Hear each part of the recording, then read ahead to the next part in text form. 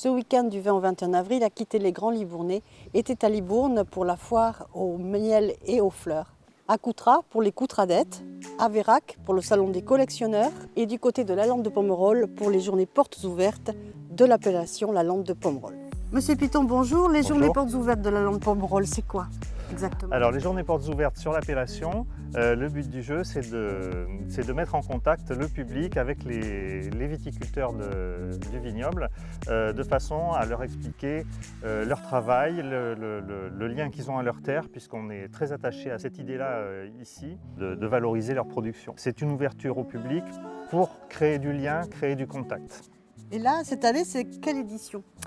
Nous réalisons les journées portes ouvertes sur l'appellation depuis 1995, donc ça commence à faire maintenant quelques années. C'est un rendez-vous qui est bien inscrit dans les agendas du public régional et on a des habitués qu'on retrouve avec plaisir chaque année pour déguster les nouveaux millésimes. Combien de châteaux participent? Alors cette année, nous avons 26 châteaux participants, 26 châteaux ouverts. Quelles sont les spécificités de l'appellation, M. Piton? Alors la Lande de Pomerol, c'est une appellation qui est sur deux communes, la commune de Néac et la commune de la Lande de Pomerol, et qui a pour particularité de rester une appellation avec des structures de propriété très familiales encore, donc plutôt des petits domaines, une moyenne autour de 10-12 hectares, et surtout avec une proximité, je dirais même une authenticité quelque part, proximité des vignerons à leur terre et à leur terroir. Également une appellation où on va trouver une grande diversité de styles de vin liés à la diversité de terroirs qu'on va trouver sur notre vignoble. Et chaque viticulteur, avec le temps, avec l'histoire de la famille, acquiert un savoir-faire sur la mise en valeur de sa petite mosaïque de parcelles qui lui est spécifique et donc qui va donner un vin avec la personnalité propre du domaine. Alors qu'est-ce que vous proposez comme activité pendant ces journées? Alors les viticulteurs organisent des choses assez variées, s'adressent à un public assez large. Il y a des activités prévues spécifiquement pour les enfants, donc les gens peuvent venir nous rendre visite en famille. Il y a évidemment de la restauration, des food trucks, sur certains châteaux des dégustations en association mets et vins. Il y a des démonstrations de matériel agricole, il y a des ateliers pour apprendre à créer un assemblage. Enfin, les activités sont extrêmement diversifiées et chaque domaine est parfaitement libre et autonome de créer son événementiel et de s'organiser.